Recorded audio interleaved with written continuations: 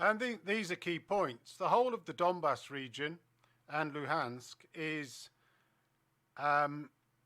populated by ethnic Russians. Ethnic Russians that in 2014 took the decision that they did not like the Euromaidan stance of the Western Ukrainians. They did not want to be forced to speak Ukrainian and to be prevented from speaking Russian. They did not want their culture and their background and their history to be erased. They did not want to be encapsulated into a one nation within Ukraine, because Ukraine is actually made up of many, many nations. It is just like Afghanistan in that way.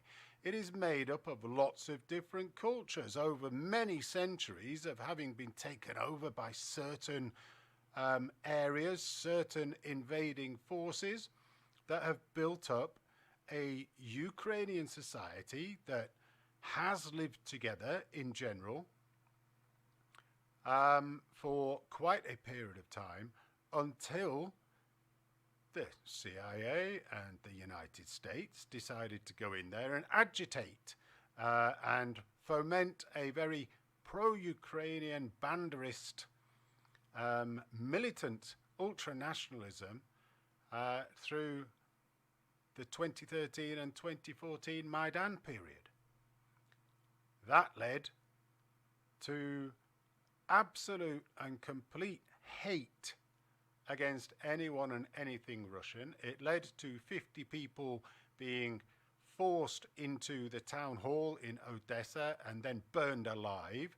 And it led, since 2014, to constant shelling, missiles, mortar attacks, sniper attacks on the civilians of Donetsk and Luhansk, and 14,000 dead, of which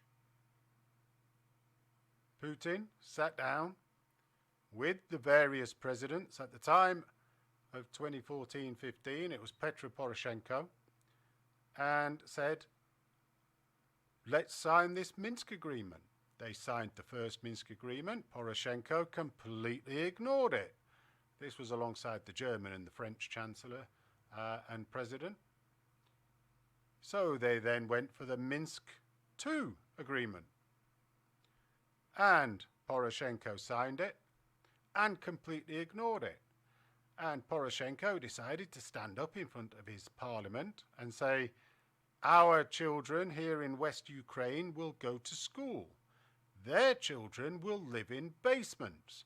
And that's exactly what he did. He sent his Nazi Azov battalion that he had incorporated into the Ukrainian government state machinery. He funded it, he directed it, he gave it its orders, he gave it its weapons, he gave it its bombs and its guns and its ammunition and its artillery and its tanks. And he went in and he spent 8 years bombing the place.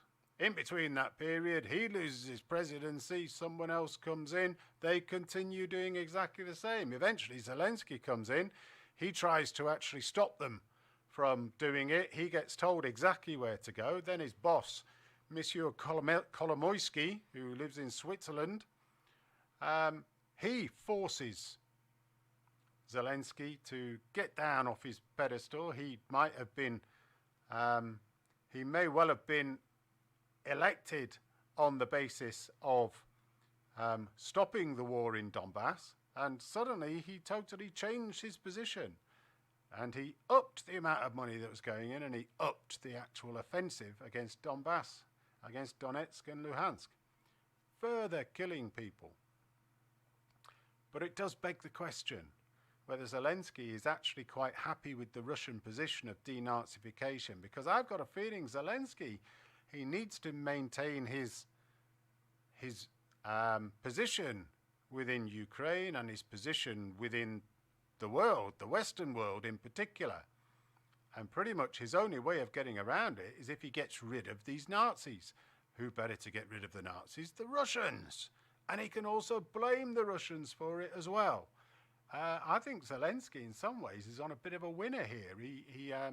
He manages to kill a load of Russians, kill a load of Nazi Ukrainians, set up a load of false flags, make everything look like it's Russia bad, Russia bad, Russia bad, and the whole of the West is with him, and also putting themselves into a major, major hole with these sanctions and with providing all the money through to Ukraine. And he may well get away with it.